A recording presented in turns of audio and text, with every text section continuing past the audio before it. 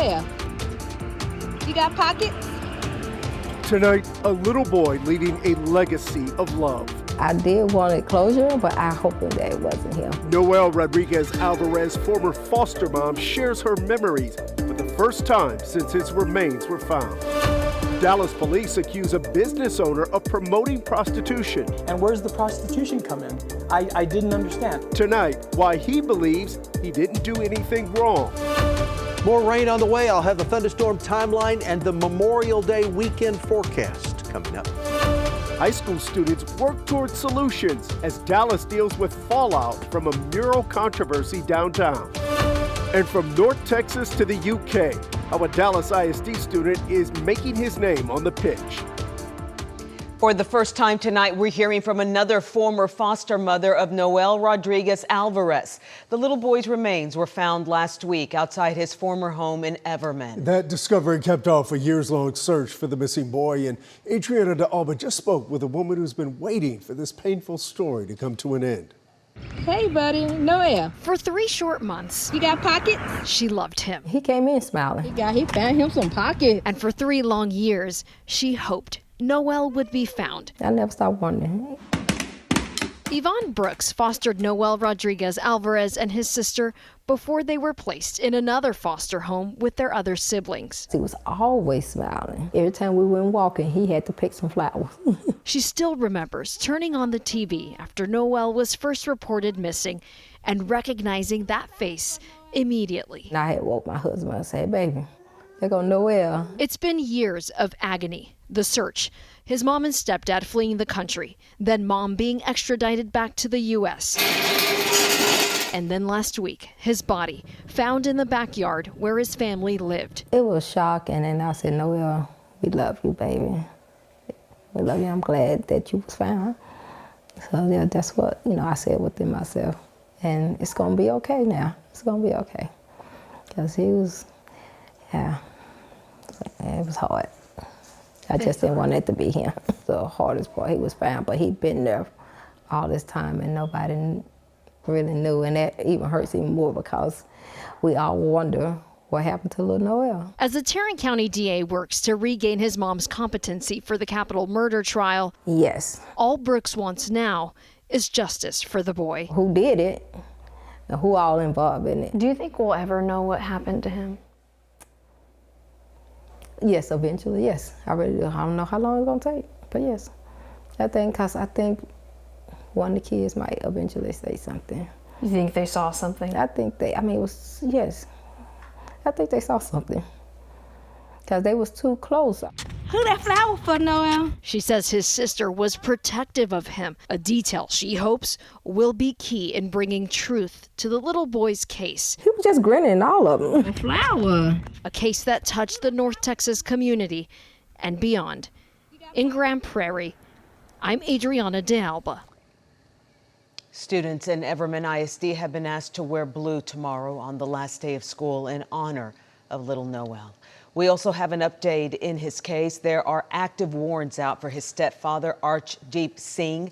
The Tarrant County DA believes Singh is still in India after fleeing to the country following Noel's reported disappearance in 2023. They also tell us Noel's siblings are safely back in the United States. Camp Mystic's co-director just had her nursing license suspended by the state of Texas. Mary Eastland was the chief health officer when devastating floods killed 27 campers and counselors last year. Documents show the Texas Board of Nursing laid out several accusations against her. They claim when the Guadalupe River started rising, Eastland evacuated the area with her own children, but failed to provide any guidance to campers or staff and didn't call nurses at the campground.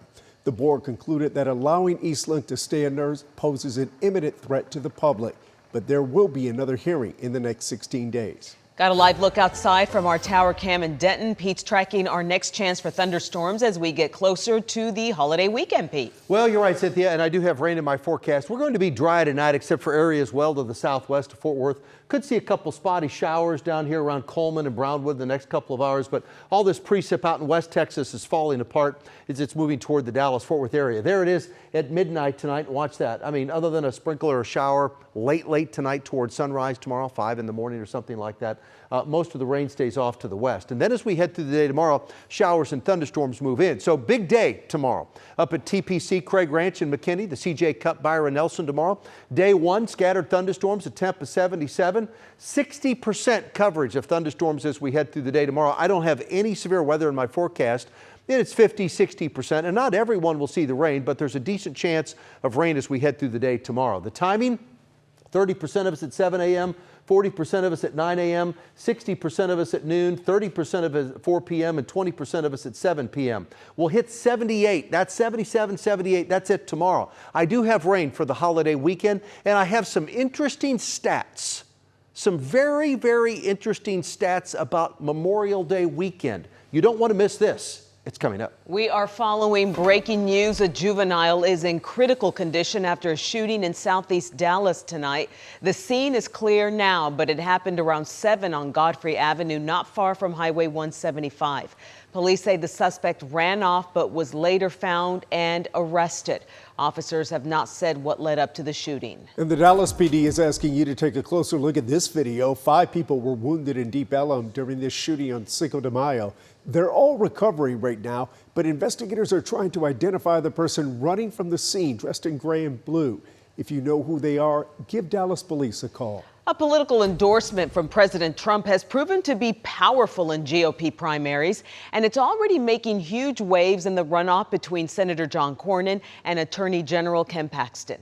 Teresa Woodard explains how both candidates are shifting messaging and has reaction from the Democrat awaiting results from the runoff. By the way, did y'all notice he endorsed me yesterday? One candidate campaigning in Katy and putting up a new ad, pumping up a new endorsement. Trump gives his complete and total endorsement to America First patriot Ken Paxton. The other on Capitol Hill, being asked why the president did not endorse him. I mean, do you think that you made the wrong calculation, I guess, and in trying to talk up your Trump ties? Because it didn't seem to work. Well, I think that's pretty obvious. It didn't work, but I think, you tell me how the president makes his decisions.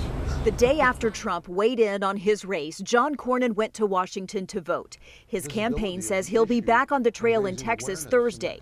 The runoff against Ken Paxton is Tuesday, but Paxton is already thinking about November. We could potentially have, if Tallarico won, the most radical U.S. senator from Texas, maybe in the whole country ever. Representative James Tallarico. James Tallarico at an event where Dallas Democrats talked about momentum. I feel it in my bones that we are going to flip this Senate seat. We're going to take back Texas and we're going to take back our nation. Thank you so much. But would not talk to me about Trump. Representative, could you say anything about yesterday's endorsement? Not today, but it's good to see you. The president has had his say. Trump endorsed Texas First. But Texas voters get the final say in 6 days in a runoff, in 6 months in the general. In Dallas, I'm Teresa Woodard. Tonight, we're learning new details about a brewing controversy in downtown Dallas where a beloved mural's been covered. Through a spokesman, the building's owners now say FIFA organizers asked about covering the whale mural back in March, and they were told the artist had already been notified. Now, the artist denies that claim, which is contributing to the public outrage. The North Texas FIFA Organizing Committee held a meeting today, and they were confronted by Katie Kusick and Joshua Hurston, the students leading a petition against the change. The seniors at Booker T. Washington High School are setting up a meeting to create more works of art in the city. And it's a little bit bittersweet knowing that we're never going to get this back again, but in the end we can prevent something like this from happening in the future, and we can strengthen our landmarks and culture in our city. Well, speaking of Dallas ISD students, an athlete in Dallas ISD is making history at Lincoln High School. Senior Joe Gonzalez has earned an international soccer scholarship. And wait until you hear what else he's accomplished as he prepares to move overseas. Okay, listen up. We're going to start practice. What do? Get busy. Take a warm-up lap. At Lincoln High School, they like to say they create Lincoln legends. We pro now. And senior defender Joe Gonzalez, known as Captain Joe, In twos, let's stretch. Just give us our Johnny. is living that out every time. he steps on the field. You should be feeling that calf muscle. When we have a little cookout or something, we'll probably be playing in the backyard. We used to call it a cascadita. Soccer has been with Joe since childhood. My whole family was into soccer, but my brother was like the connoisseur of soccer. Got one more? Yes, sir. The passion is something captured in early family memories. I fell in love with it. That love turned serious in middle school, and by freshman year, Yeah, two brothers. Uh-oh, baby brother gonna get him. Joe was already playing varsity Focus on your touch. against older, stronger competition. I went into varsity as soon as a freshman, and I got thrown right into the fire. Coach Stanley Haynes says Joe didn't just adjust, he led. He had the commitment, he had the responsibility. He was very motivated. I knew this kid was special. By sophomore year, the nickname Captain Joe stuck, and so did his impact, helping push Lincoln into the playoffs and changing the identity of a program known for other sports. Wasn't a soccer program, but now it is a program. Joe is actually creating his own legacy. Now that legacy is going international. Joe has become what Dallas ISD believes is the first student in district history to earn an international soccer scholarship, headed to Preston, England, to attend the University of Central Lancashire. Their level was what I was looking for. His brother says the next step is no surprise. I'm very proud because where he's going, you know, in Europe, the levels are a bit higher. Aquí, man, follow. Off the field, Joe is just as accomplished. My bad, Ivan, you good? Buena. Nice touch, Ivan. Earning his associate degree through early college. I'm gonna graduate salutatorian, so I'm second in my class out of 130. His mother says that success comes from years of determination. Desde chiquito, siempre lo que él ha querido, siempre lo ha tenido. You got Johnny with you? And while Joe is preparing to leave home alone for the first time, his father says Faith No go. will travel with him. Donde quiera que vaya, yo sé que siempre él, como él. That faith, Joe says, has carried him through every stage of his journey. Now it's carrying him toward a new one overseas. Yeah, going and flying. I'm not scared, but I'm just very excited to go. Cut. That's it. Before he leaves, he's also looking forward to something closer to home. Trying to get that camera. The World Cup coming to North Texas. All my life, I mean, we were just seeing it on the TV. To be able to have that, like, almost in my backyard, it definitely is life-changing. Tiempo. Yes. From backyard games to Captain Joe. That's it. From Lincoln High School to England. Nice. One Lincoln legend. No, it was going to be hard for him to go across. Is just getting started. Yes. Hold the ball. Get a new man in the middle.